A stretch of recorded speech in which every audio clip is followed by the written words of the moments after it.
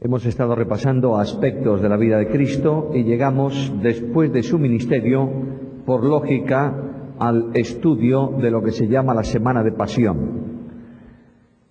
Juan ya dijo con toda claridad que los evangelios dedican mucho tiempo, o mucho espacio, mejor dicho, a poco tiempo, mientras que resumen en pocos capítulos dedican muchas páginas a prácticamente 4 o 5 días de la última semana de la vida del Señor Jesús. Tiene necesariamente una importancia capital ese tiempo, porque Jesús vino al mundo en misión salvadora o salvífica. Por tanto, el núcleo, la razón de su venida tiene que ver con la salvación de los hombres. Es verdad que viene también como rey, es cierto que viene como sacerdote, es verdad que viene como profeta, pero esencialmente Jesús es el mediador entre Dios y los hombres. En Cristo Dios se hace compañero nuestro de andadura, y por medio de Cristo los hombres venimos a la experiencia de participación en la divina naturaleza. Todo eso es posible solo y exclusivamente en razón de una obra redentora que Cristo realiza voluntariamente en servicio al Padre. En ese acto supremo de entrega, Jesús hace posible la apertura de lo que Él llama la puerta, es decir, el que por mí entrare será salvo. Tras esa puerta de entrada se accede al único camino que lleva al cielo, que es Jesús, que lleva más que al cielo, a la presencia del Padre. Es un camino dinámico porque se mueve, es decir, aquel que sube a ese camino inexorablemente termina en la presencia del Padre. Es verdad que debemos caminar durante esa andadura, pero es también cierto que nosotros por Cristo y en Cristo somos conducidos a la presencia de Dios. Ahora hay algo muy importante en esa semana de pasión, y es que aunque era hijo, dice el escritor de la carta a los Hebreos, por los padecimientos aprendió la obediencia, y por ser consumado en ella, vino a ser para todos los que le obedecen el autor de eterna salvación. Entrar en el estudio de la Semana de Pasión exige que nos descalcemos. Vamos a pisar terreno santo. Y vamos a pisar terreno tan santo que hay que hacerlo con un impresionante respeto. Podemos correr al lado de Cristo en los caminos polvorientos de la Palestina mientras enseña. Podemos correr cerca del Señor cuando hace milagros. Pero hay un tremendo impacto personal cuando contemplamos a aquel que murió por nosotros en una cruz. Esta es la razón del estudio y esta es la causa de la reunión de esta noche. Yo quisiera limitarme a explicar de una forma sintética, fácil, sencilla, lo que tiene que ver con la Semana de Pasión. Porque alguna vez he dicho, no sé si en esta ocasión, que la Biblia no es un libro de información. Es un libro de formación. Estudiamos la Biblia no para conocer más de la Biblia, sino para vivir en consecuencia con lo que la Biblia nos revela.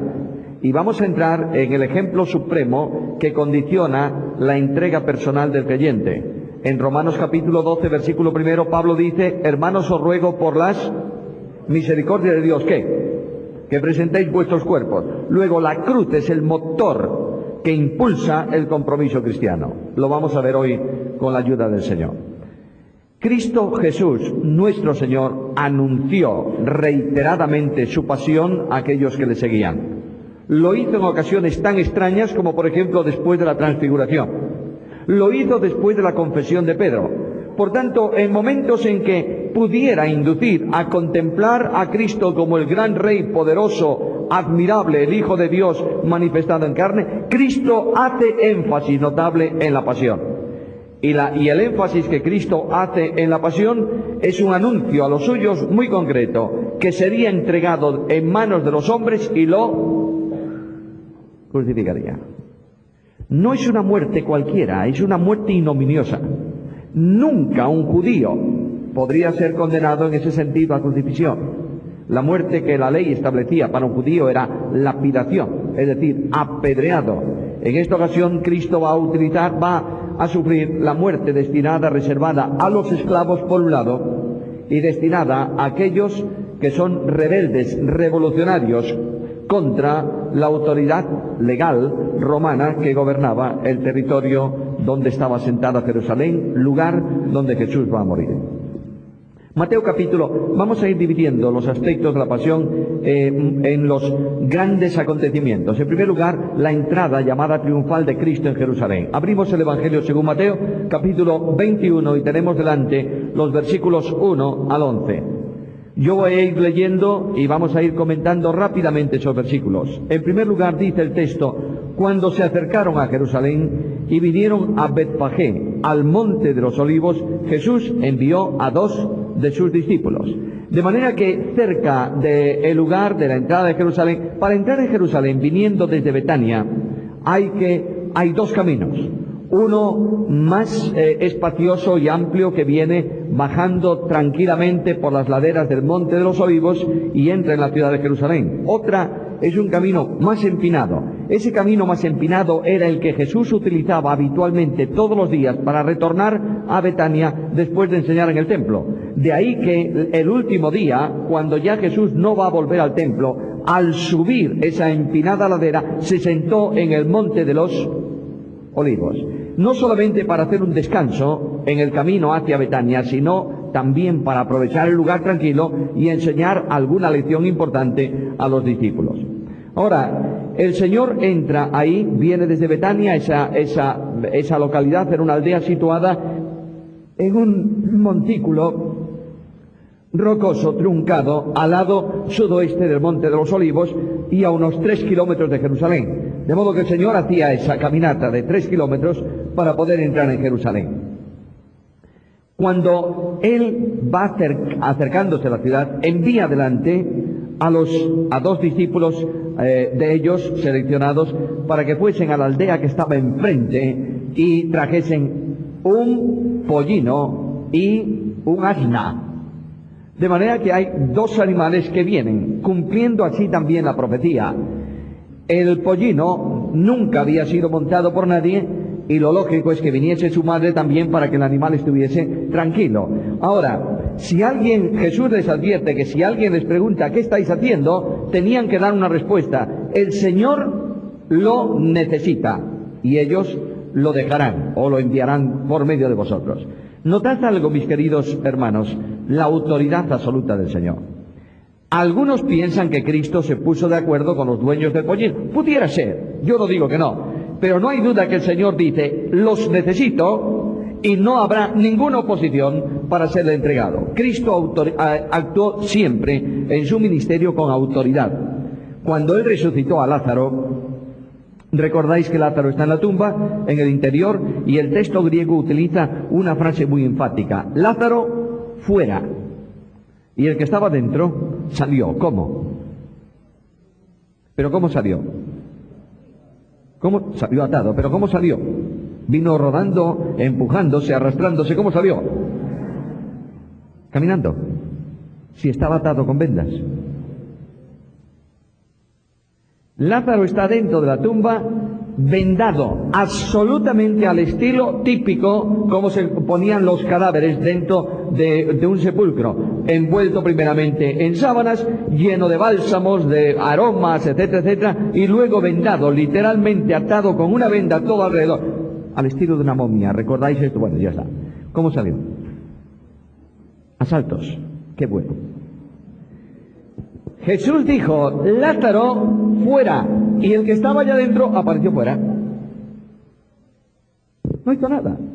Jesús dijo fuera y él salió. Salió por la autoridad de Cristo, afuera. Y cuando estaba fuera, el Señor le dijo: ahora desatadlo. ¿Para qué? Para que se pueda ir. El Señor tiene autoridad. El Señor no pide por nada. El Señor no ruega por nada. El Señor ordena porque es el soberano. Los discípulos son enviados y las instrucciones dadas a los discípulos siempre son a modo de mandamiento. Mira, la invitación más afectiva que Cristo hace, invitando a las gentes a venir a Él, no la hace a modo de ruego, sino a modo de mandamiento. Jesús dijo: venid, imperativo del verbo, venid a mí. El Dios de la Biblia no ruega por nada. Eso es el Dios del cristianismo tradicional o del humanismo de no sé qué. El Dios de la Biblia es soberano, que manda. Por tanto, quien rechaza, y es un paréntesis que estoy haciendo, quien rechaza la invitación del Evangelio no desprecia una invitación, está quebrantando un mandamiento, y por quebrantar ese mandamiento se pierde a causa de su rebeldía contra Dios. Ahora, este acontecimiento del pollino que es desatado y traído, etcétera, dice Mateo que es para el cumplimiento de una profecía. Y la profecía a la que Mateo se refiere está en Zacarías, capítulo 9 y versículo 9. Leámosla, por favor. De manera que Mateo ve ahí, en la entrada triunfal de Jesús, el cumplimiento de una profecía. Cristo no entra en la ciudad sobre un caballo. El caballo era el animal típico de los reyes que estaban preparándose para la guerra. Pero el animal de tiempo de paz, el animal de profetas, el animal incluso de reyes en tiempos de Israel, era un asno. Él entra manso y humilde en la ciudad santa. Un día aparecerá montando un caballo para pelear contra la oposición desatada contra él y establecer su reino. Pero en este momento Cristo no iba a establecer el reino. Voy a añadir alguna cosa que no está en las notas. Esto va a cumplir literalmente un tiempo bíblico enormemente importante. Abramos un momento la profecía de Daniel, capítulo 9 y versículo 25. Leo ahí en la palabra del Señor. Sabe pues y entiende que desde la salida de la orden para restaurar y edificar Jerusalén hasta el Mesías príncipe, habrá 7 semanas y 62 semanas. 7 más 62, ¿cuántas son? 69. Hay un tiempo anunciado ahí que son 70 semanas, 70 hebdómeras, 70 semanas de años. De manera que lo que está diciendo aquí es que desde la orden de reconstruir la ciudad y el muro, decreto de Artajerjes, tiempo de Nehemías, hasta la entrada de ¿quién? ¿Del Mesías qué? Príncipe. Habrá 69 semanas. Cuando Cristo entra en Jerusalén, no entra como el Mesías rey, sino como el Mesías. ¿Qué diferencia hay entre un príncipe y un rey? ¿Cuál? No oigo. Hay muchas respuestas. Una, por favor. ¿Qué diferencia hay entre un príncipe y un rey? El príncipe está sujeto al rey. Bien, bueno, eso también es verdad. Pero el príncipe es el heredero del reino, pero no reina. De manera que cuando Cristo entra en Jerusalén, el Mesías entra en Jerusalén, lo hace como el Rey de reyes y Señor de señores, pero aún no va a reinar sobre o en la ciudad santa. De ahí que la profecía sea muy específica. Si contáis el tiempo matemático desde la orden de Artajerjes hasta la entrada de Cristo en Jerusalén, se cumplen, estamos hablando de muchos años, se cumple la fecha concreta. De manera que Jesús entra en Jerusalén en el cumplimiento profético más impresionante, la penúltima semana de Daniel. Queda en el tiempo histórico de las semanas una por cumplir, que tendrá que ver con la preparación para su venida a la tierra. Esa semana final de 7 años de angustia, de tribulación, de confusión, en donde Dios derramará juicio sobre el mundo, será la preparación para la venida del Rey. El Mesías que vendrá será el Rey de Reyes y el Señor de Señores. Ahora entran en una cabalgadura, entre otras razones, porque cuando Cristo vino a Jerusalén, vino para cumplir parcialmente la profecía de Isaías, en donde habla de predicar el año de la buena voluntad. Mientras que el resto de la profecía y el día del juicio de nuestro Dios no se cumpliría entonces. Por tanto, no es sobre un caballo blanco, como menciona el Apocalipsis, en que va a venir, sino que entra mansamente sobre un asno, hijo de un animal de carga. El asno y su madre van en esa comitiva. Ahora los discípulos, versículo 6 de ese capítulo, hacen como Jesús le mandó, y de pronto se forma un enorme cortejo. Yo quiero que valoréis esto y lo estudiéis vosotros, porque si vamos con todos los detalles, no podemos terminar hoy, ¿entendéis? Simplemente quiero recordaros que la cronología habitual es decir que Jesús entró en Jerusalén el domingo. A ver si me podéis seguir. Entró en Jerusalén el domingo. Tradicionalmente se acepta como tal. Dudo mucho que esa sea la auténtica cronología. ¿Por qué? El viernes Cristo viene a Betania. Comienza el sábado, ¿verdad? No se puede hacer nada. Hay absoluto descanso desde el viernes de noche, ¿hasta dónde? Hasta el sábado por la noche. Ahora, pasado el día de reposo, el sábado, le hacen una fiesta en Betania a Jesús, en casa de Simón. Luego, o en casa de Lázaro, da lo mismo, podéis tomarlo. Hay dos formas de entender eso, pero es una cena especial donde sí está Lázaro y la familia. Bien. El domingo vienen gente de Jerusalén para ver a Lázaro que había resucitado. Y Juan dice, y al siguiente día, lunes, Jesús entra en Jerusalén. Bueno, no quiero desviaros de vuestra santísima fe, Como eso no es doctrina fundamental, ¿podéis creer que es el domingo o el lunes? A mí me da lo mismo. Lo que sí es cierto es que Jesús entra en Jerusalén. Esto sí que es Biblia, ¿verdad? Ahora, si queréis investigar y llegáis a una conclusión de que es el lunes, tampoco os peleéis con aquellos que piensan que es el domingo. Voy a hacer varios paréntesis esta noche. Cuando tú te peleas con tu hermano, por cualquier cosa, estás quebrantando un mandamiento de amor. ¿Está claro?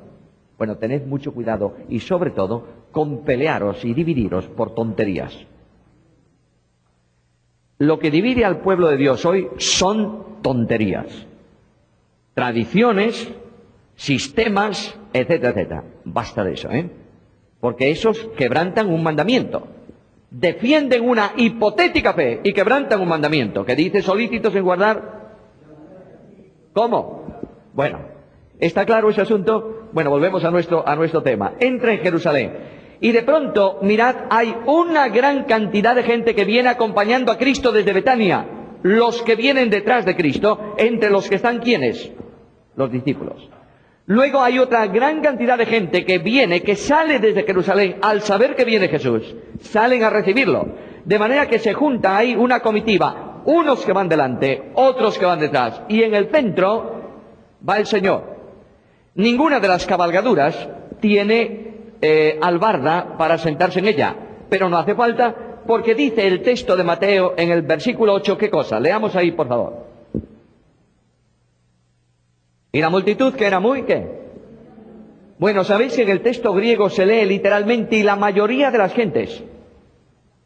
Reina Valera ha traducido una numerosa multitud, porque indudablemente hay dos multitudes que van con Cristo. Pero lo que dice el texto griego es que la mayoría de las gentes tendían sus mantos en el camino. Los discípulos colocan los suyos sobre el asno y Cristo entra de esa manera en Jerusalén. Y la gente que iba, versículo 9, delante, los que habían salido a recibirle, y al ver que él viene dan vuelta y retornan a Jerusalén, y los que iban detrás clamaban diciendo ¿qué? Hosanna. Esa palabra significa salva ahora. Y hay una primera aclamación. Salva ahora, hijo de David. Hijo de David es el título, ¿qué? Mesiánico. Por tanto, las gentes están tributando un reconocimiento de hecho de que aquel que entra cabalgando en Jerusalén era el hijo de David, el Mesías esperado. Segundo, bendito el que viene en el nombre del Señor. Por tanto, el enviado de Dios, otro reconocimiento mesiánico. Y finalmente hay una última aclamación. Hosanna en las alturas. Salva ahora, ¿qué es lo que significa desde dónde? Desde lo alto. ¿Qué fue lo que ocurrió en el nacimiento de Jesús? ¿Qué dijeron los ángeles? Gloria a Dios en las alturas y en la tierra paz, buena voluntad o voluntad acepta para los hombres a quienes Dios está amando. Ese versículo es un tanto complejo. Pero hay una proclamación de desde lo alto el envío de paz. Ahora, desde la tierra se reclama al Señor. Claro, la gente es alguien me va a decir, pero ¿sabían lo que decían? Yo creo que sí. Ahora hay un cumplimiento profético que impulsa todo ese entorno de la entrada de Jesús. Desde la altura, salva ahora. Descienda desde la altura tu salvación. No hay duda, queridos hermanos, que las gentes entendían el reino igual que los discípulos. ¿Cómo? Como algo presente y terrenal. Pero estaban diciendo una enorme verdad. La salvación que entraba en la persona del Salvador procedía ¿de dónde? De las alturas. Aquí tenéis cómo el Espíritu Santo de Dios, cómo Dios conduce la historia conforme a su propósito. Para aquellos se estaba cumpliendo otra parte de un salmo que dice, este es el día que Jehová hizo. Nos gozaremos y nos alegraremos en él. El Señor entra en Jerusalén. Y cuando el Señor entra, versículo 10, dice el texto bíblico, que la ciudad toda se conmovió, diciendo, ¿quién es este? Estamos en la semana de Pascua, ¿verdad? ¿Cuánta gente hay en Jerusalén? Multitudes que vienen de todos los lados. Y ahí se produce una conmoción. ¡Alguien viene! ¿Qué está pasando con ese enorme alboroto en las calles de entrada a Jerusalén? ¿Qué está pasando? Bueno, está viniendo ¿quién? ¿Quién es el que produce eso? Respuesta, versículo 11, ¿qué dice? Fijaros qué diferencia. Hosana al Hijo de David. Hosana en las alturas. ¿Y quién es para ti este? El profeta de Galilea. El profeta de Nazaret. Nunca las gentes estuvieron dispuestas a admitir más que Jesús era un gran profeta. Ahora, ya el Señor entra en Jerusalén, ya lo tenemos ahí, las multitudes aclaman y de pronto se va a producir la segunda purificación del templo. Cristo entra en Jerusalén, se acerca al templo y dice que viendo aquello retornó de nuevo a Betania, iba a venir al otro día, y cuando Jesús entró en el templo echó fuera, versículo 12, a todos los que vendían y compraban en el templo y volcó las mesas de los cambistas y las sillas de los que vendían palomas. Aquello sí que fue una conmoción. Y fue una conmoción especialmente para el sector religioso. Los grandes atrios del templo los habían alquilado la familia sacerdotal, las familias del sumo sacerdote, para que allí estuviese toda aquella, yo diría, inmundicia de gente, que con un enorme espíritu religioso hacían su gran negocio. Entre otras cosas, la mesa de los cambistas, ¿qué era esto? Bueno, entre otras cosas, había que pagar el impuesto del templo. Cada persona en Israel tenía la obligación, todo israelita, ya procede este compromiso desde los días de Nehemías, todo israelita tenía el compromiso de aportar un impuesto anual al santuario. Durante los meses anteriores a la Pascua se podía pagar en las ciudades. Allí iba la gente, los cobradores del impuesto ponían la mesa del impuesto y mucha gente en las ciudades pagaba el impuesto. Ahí fue cuando Pedro le dijo al yo pago, y después no tenía dinero para pagarlo. Pero pasado ese tiempo solamente se podía pagar ya en el templo y no se podía pagar más que con el dinero propio del templo. Luego, si tú venías, en Palestina circulaban muchísimas monedas. Si tú traías una moneda romana que circulaba en Galilea, ¿tú sabes lo que tenías que hacer para pagar el impuesto? Cambiar. Y cuando tú cambias dinero, ¿qué pasa? Hay una comisión. ¿Quién se la queda? El cambista. Y parte de esa comisión del cambista la recibía la familia de los sumos sacerdotes. De modo que hay todo un negocio montado en el templo. Además, se vendían animales, ¿verdad? ¿Tú podías llevar un animal para el sacrificio por tu cuenta o no? Sí, voy al mercado, me compro un animal y lo llevo para el sacrificio. Ah, un momento, El sacerdote en el templo no te iba a admitir eso si no había un certificado de un experto que decía que ese animal no tenía defecto. Y el experto, de modo que, ¿qué es lo mejor que podías hacer? Déjate de complicaciones. Te vas y compras ese animal con el certificado. ¿Dónde? En el atrio del templo. Además te añadían ya todo lo que tenía que ver con la libación para el sacrificio. Es decir, aquello era un tremendo negocio. Y Cristo entra al saco en aquella ocasión. Y los cambistas se quedan sin mesas. Yo quisiera ver el espectáculo. Me hubiese encantado verlo. Las pilas de monedas corriendo por los atrios del templo y los cambistas corriendo, no a las monedas, corriendo para afuera. Y los animales por ahí también medio desperdigados. Y Cristo dando la explicación. ¿Por qué hago esto? ¿Queréis saberlo? Porque mi casa de oración será llamada, y vosotros la habéis hecho ¿qué? ¿Sabe lo que dice el texto griego? Guarida de forajidos.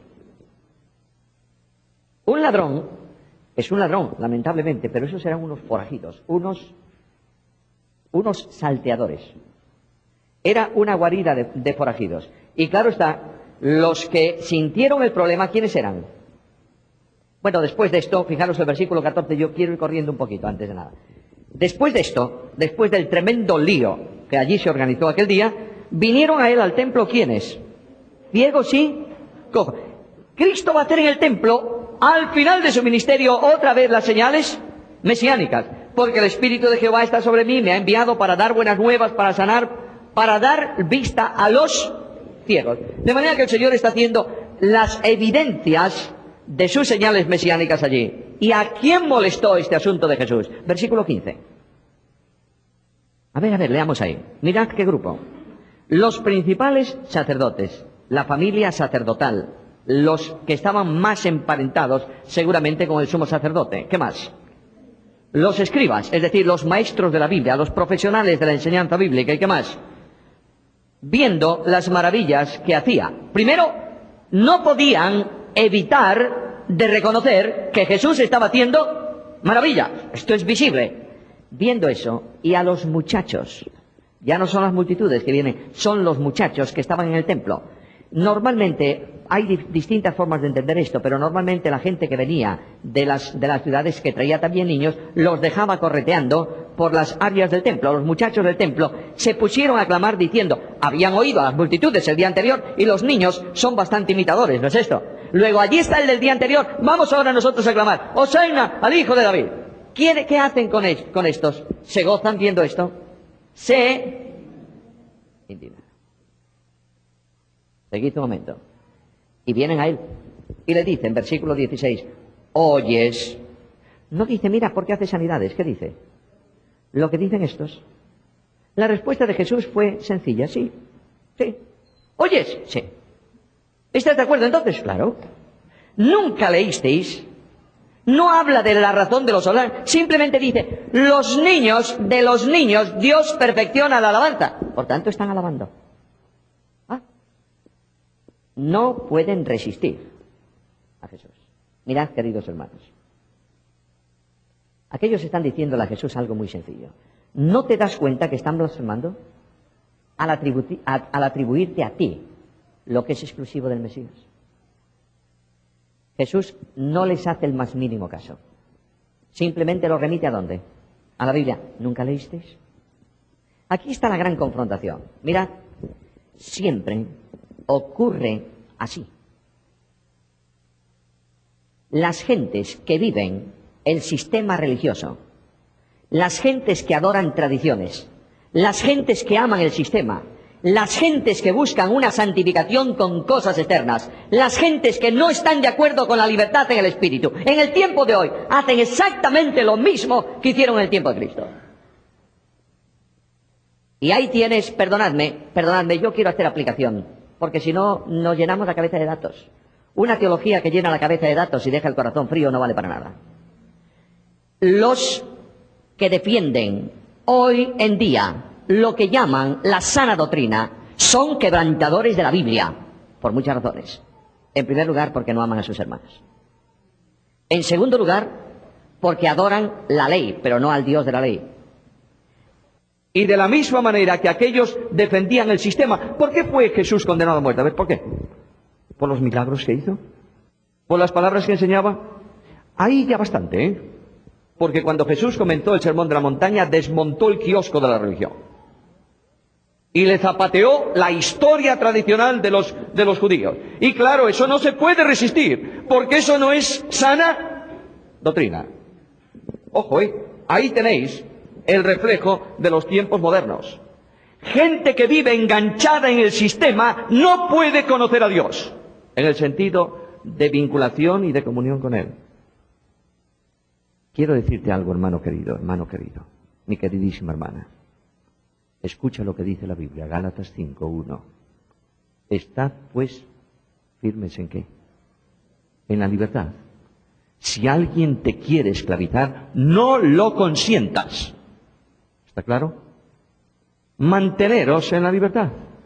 Y si alguien quiere esclavizarte, escucha el consejo de Pablo, salid de medio de ellos, pueblo mío, y no toquéis ¿qué cosa?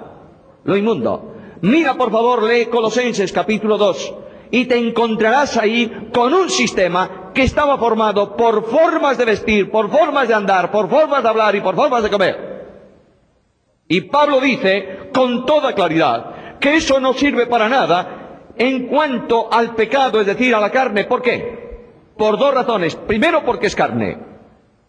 Y segundo, porque no impide o fomenta una gravísima obra de la carne. ¿Sabes cuál es? Divisiones. Todo aquel que no piensa como yo, que no vive como yo, conforme a mi criterio, no es bueno. Esto es pecado. Esto es la peor calidad de pecado. Y aquí tenéis a los hombres de los tiempos de Cristo, los religiosos, preguntándole explicaciones. ¿Por qué haces eso? Porque él estaba tocando por última vez en la experiencia suya de su ministerio el sistema religioso. Y estaba poniendo en evidencia la corrupción moral de esa gente. Esto está ocurriendo hoy en muchas iglesias evangélicas llamadas conservadoras, en donde se vive colgados de la ley, adorando la Biblia e ignorando al Dios de la Biblia. Jesús los deja fuera y se va a Betania. Y allí posa. Ahora, la última vez que Jesús sale de Jerusalén, la última vez que Cristo visita el templo, hay una nueva confrontación. Cada uno de esos días hubo un follón. Perdonadme la expresión así, tan coloquial. Hubo un lío entre Cristo y ¿quién? Las gentes. No, los fariseos.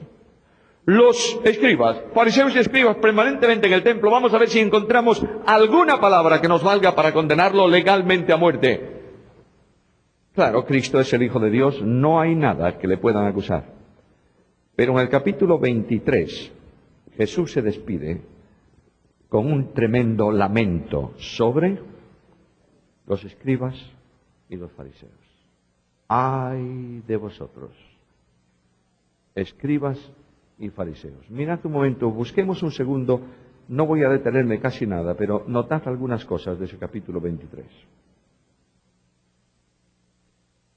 Primero, ay de vosotros, versículo 13, escribas y fariseos hipócritas, porque cerráis el reino de los cielos delante de los hombres, pues no entráis vosotros, ni dejáis entrar a los que están entrando. Claro, ellos ponían como condición para entrar en el reino su sistema, y nadie entra en el reino por sistema, sino por gracia mediante la fe.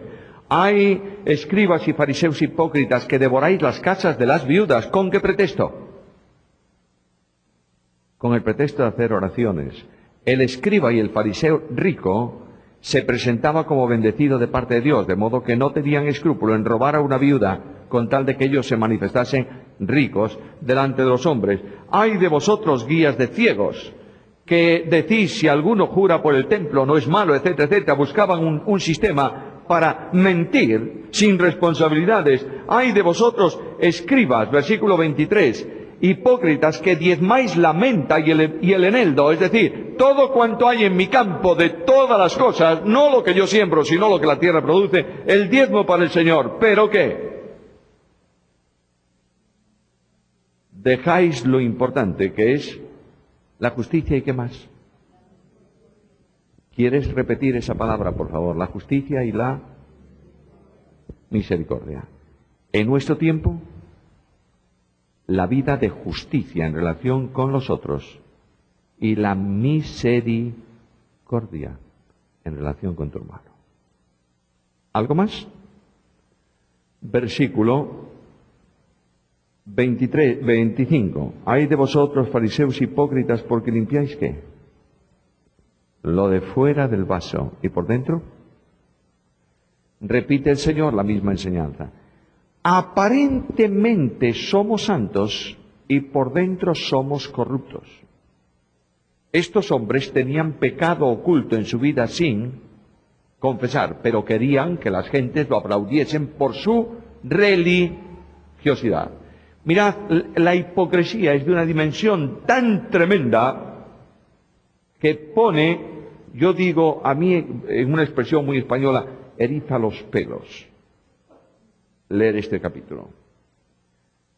Por favor, entended bien esto. Cristo advierte sobre un sistema que está vigente siempre. ¿Notáis esto? La vida cristiana no es asunto de afuera, sino asunto de adentro. La vida cristiana, la santidad de la vida cristiana no es que tú vengas con saco y corbata al culto, es que seas santo delante de Dios. La vida cristiana no consiste en que tú, como mujer, te cortes el pelo o te pintes o dejes de pintar. La vida cristiana consiste en que tú como mujer tengas una cabeza limpia, una mente limpia y una lengua limpia. Esto sí que es importante. La vida cristiana no es que tú te pongas pantalones o dejes de poner pantalones. Es que tú andes rectamente delante de Dios. La vida cristiana no es que tú hables de Cristo, es que vivas a Cristo. ¿Entiendes esto o no? La vida cristiana no consiste en sistema religioso, consiste en comunión con Cristo. Y si no lo entiendes de esta manera, pregúntate si eres cristiano. Porque Pablo define la vida cristiana de una forma muy clara. Para mí, el vivir, bueno, entonces el resto son historias, ¿o no? Si yo vivo en apariencia de piedad y no soy verdaderamente piadoso, soy un hipócrita. Y el hipócrita es el peor de los mentirosos, porque engaña con su habilidad a las gentes que muchas veces no descubren la verdadera miseria espiritual de esa persona. Ahora, en una ocasión en que el Señor sale del templo, la última vez, sube la ladera, se sienta y enseña a los discípulos el sermón profético. 24 y 25 de Mateo. No vamos a entrar en él. Remito esto a una materia del Instituto Bíblico que se llama escatología. De modo que podéis hablar con los responsables y buscar esa materia. Solamente quiero deciros que en ese sermón de la montaña, todo él, desde el capítulo 24, versículo 1 en adelante, tiene que ver con los tiempos finales. Es decir, el periodo de la historia humana que se menciona en la profecía de Daniel como la última semana, y que es el preludio de la venida del Mesías Rey para establecer el reino. En ese tiempo se van a producir todas las cosas que hay en el capítulo 24 y en el capítulo 25, incluyendo las 10 vírgenes y las mujeres que muelen en el molino, que una será tomada y la otra dejada. Si tú utilizas ese texto para referirte al arrebatamiento de la iglesia, la que es tomada es la que va con Cristo, ¿sí? Y la que es dejada queda para el juicio. Pero como ese sermón tiene que ver con Israel, el que es tomado es echado en las tinieblas de afuera, y el que es dejado es el que entra en el reino. Por tanto, hay que analizar de nuevo todo ese contexto. Bueno, tampoco nos peleemos por una interpretación de ese tipo, pero es bueno ir afianzándose en la realidad. Una cosa es la aplicación, otra cosa la verdadera interpretación. Ahora, Cristo, después del sermón profético, entra a las enseñanzas de la última cena. Se ha reunido con los discípulos para tomar por última vez la Pascua con ellos. Hay un enorme caudal de enseñanzas del Señor ahí.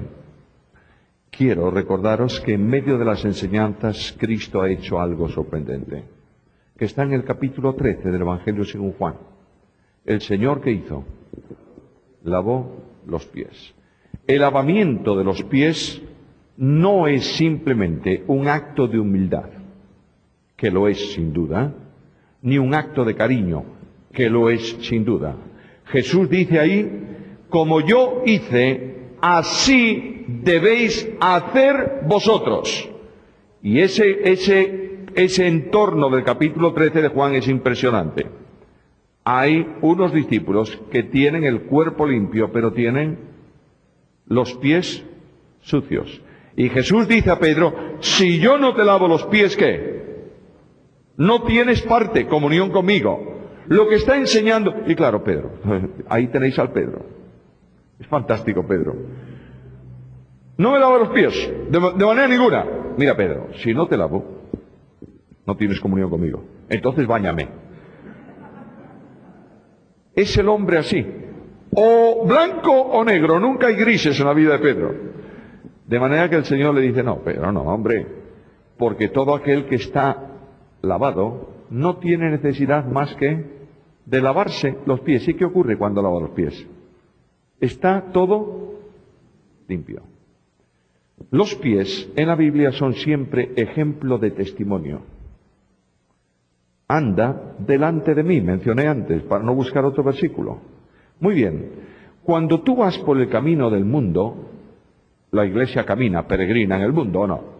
Dios nos ha dado un calzado muy especial. El calzado, cubrid vuestros pies con el apresto del Evangelio. Ahora, si yo no aprieto bien esas sandalias, los pies se me van a manchar. La belleza de los pies del creyente obedece especialmente al hecho de que están dentro de un calzado. Cuando tú andas sin calzado por la calle, los pies se te ponen callosos y no son tan bellos. De ahí que en el Cantar de los Cantares, el escritor del Cantar dice: hermosos son los pies tuyos en tus sandalias, hija de príncipes. Bueno, ahí el Señor dice, debido al contacto con el mundo, muchas veces el polvo, la suciedad del mundo se pega a los pies del creyente. ¿Qué necesita ese creyente? Ser lavado, limpio, para tener plena comunión ¿con quién? Con Cristo. Y Cristo en esa ocasión da un ejemplo impresionante de lo que nosotros tenemos que hacer si realmente somos creyentes en relación con nuestros hermanos. Y especialmente con aquel hermano que tú descubres que tiene una falta espiritual en su vida. Cristo hizo varias cosas allí. En primer lugar, dice el texto bíblico que el Señor se quitó el manto. No puedes tú acudir a restaurar a tu hermano desde la grandeza de tu posición, sino desde la condición de un esclavo. Tienes que buscar a tus hermanos, ayudar a tus hermanos, alentar a tus hermanos, restaurar a tus hermanos, amándolos y sirviéndolos. ¿Te enteras de esto? Segundo, dice el texto bíblico que Cristo tomó agua en un lebrillo. Poca. No fue una pileta de agua, sino la porción de agua necesaria ¿para qué? ¿Para lavar qué cosa? Los pies. La Biblia el agua es símbolo, figura de la palabra. Cuando tú vayas a restaurar a un hermano, cuelga tus conceptos en la percha de tu casa. Y lleva a tu hermano solo y exclusivamente, ¿qué cosa? La palabra. Bueno, es que este hombre anda muy mal porque mira cómo se comporta. ¿Tienes un texto bíblico que prohíba eso? No lo tienes, cállate la boca. Solo la palabra. Llévale la palabra de modo que la palabra surte el efecto de limpieza espiritual, ¿verdad? Y después, ¿qué hizo Jesús? Se ciñó una toalla. Disponte a servir. ¿Y qué más? Y cuando aplicó el agua, ¿qué hizo Jesús? Los enjugó. ¿No es esto? Con la toalla acarició aquellos pies. Yo sé que vosotros, los mendocinos, no tenéis idea de lo que es la lluvia. Perdonadme que lo diga. Los gallegos sí. Ayer llovieron 4 gotas en Mendoza y la gente andaba media desquiciada por la lluvia. Y yo le decía a Esther, fíjate, qué maravilla, nos está preparando el panorama para Galicia. Y hoy por la tarde estábamos viendo las noticias de televisión y las máquinas quitanieves por las principales autopistas abriendo paso porque está cayendo unas nevadas impresionantes y torrentes de agua por todo lo... Bueno, uno de los grandes problemas de un gallego son los pies húmedos. Por eso, uno de mis traumas es que yo anhelo en invierno no unos zapatos, unas buenas botas así de goma, que pueda meterme en un charco y no pase nada. Porque cuando yo era muy pequeño, en la época del hambre en España, donde no había más que un par de zapatos, yo salía de casa y media hora después tenía los pies empapados. y pasaba por una tienda y mi amigo el vendedor de la tienda me regalaba un cartucho, una bolsa grande de papel de estraza, de papel gordo, y yo llegaba a la escuela y partía aquella bolsa en dos y la metía dentro de los zapatos. No estaba seco, pero estaba caliente. Cuando tú vas a restaurar a un hermano que ha cometido una falta y le tiras encima un balde de agua bíblico y lo dejas así, ese hermano se va a enfriar. Yo quiero preguntarte si conoces a algunos que no han vuelto más porque han sido no disciplinados, golpeados en el pueblo de Dios. ¿Conoces? Jesús te dice, vete y acaricia esos pies. Y por último, Jesús enseñó algo muy grande. Para poder restaurar a tu hermano, Jesús cómo lavó los pies de los discípulos. Arrodillado. No los pudo lavar de pie. ¿Tú te imaginas a Jesús tratando de lavar el pie de Pedro o de Juan en el diván donde estaban levantando el pie? Tira a Juan por el aire. Se cae Juan al suelo. No, señor. Él se puso de rodillas. Cuando tú vayas a hacer un ministerio de restauración, ponte de rodillas. Y antes de hablar a ese hombre, a ese hermano de Cristo, háblale mucho más tiempo a Cristo de ese hermano. Mira, frente a santos, héroes de la fe, que luchan abiertamente por mantener no la doctrina, sino el sistema, muchos jóvenes se están marchando de nuestras iglesias. Y muchos adolescentes viven angustiados. Y muchas mujeres lloran. Y el pueblo de Dios gime por santos que no han entendido el ministerio de gracia del Señor Jesús. Y ahí tienes el lavamiento de los pies y las enseñanzas de Cristo. Y por último, la oración sacerdotal. Me vais a permitir 5 minutos nada más, pero porque quiero dedicar la otra parte del tiempo a Getsemaní y a la cruz. De manera que en la oración sacerdotal, ¿qué es la oración sacerdotal? ¿Una oración de intercesión? ¿Ora por nosotros? Muy bien, perfecto. Primero es una oración de rendición de cuentas de un esclavo. ¿He acabado la obra que me diste? Ahora, como ya está hecho todo lo que me diste, vamos a hablar tú y yo, Padre, de lo que yo quiero. Ese capítulo expresa el pensamiento de Jesús en relación con la Iglesia. En primer lugar, yo quiero que este pueblo, son hombres que tú me das, sean hombres asentados en una experiencia nueva. Les he hablado de ti para que tengan vida, porque la vida eterna es que te conozcan, ¿qué? A ti, el único Dios verdadero, y a Jesucristo, a quien tú has enviado. Quiero un pueblo con una vida nueva. No quiero un pueblo religioso. Quiero un pueblo en comunión contigo, que tengan vida y vida eterna. Segundo, quiero un pueblo vinculado a tu palabra. Versículo 6. He manifestado tu nombre a los hombres que del mundo me diste. Tuyos eran, me los diste y han guardado, ¿qué cosa? Tu palabra. Santifícalos en tu palabra, en tu verdad. Tu palabra es verdad. Les he hablado tu palabra y ellos han creído que tú me enviaste. Hermanos míos, solo la Biblia tiene autoridad sobre la Iglesia y sobre la conducta cristiana. Todo cuanto no está en la Biblia no tiene ninguna autoridad. Cuando tú quieres imponer como autoridad costumbres, historias y tradiciones, estás quebrantando la Biblia, porque estás colocando al nivel de la doctrina tu opinión personal. Guárdatela, por favor, y vete a la Biblia. Necesitamos volver a la Biblia sin condiciones y preguntar a la Biblia, ¿esto es así o no?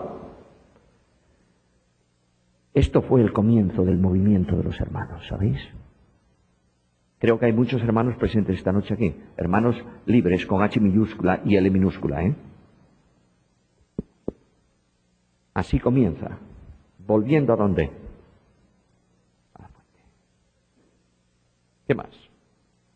Además, quiero que sea un pueblo que transiten por el mundo, pero no sean del mundo.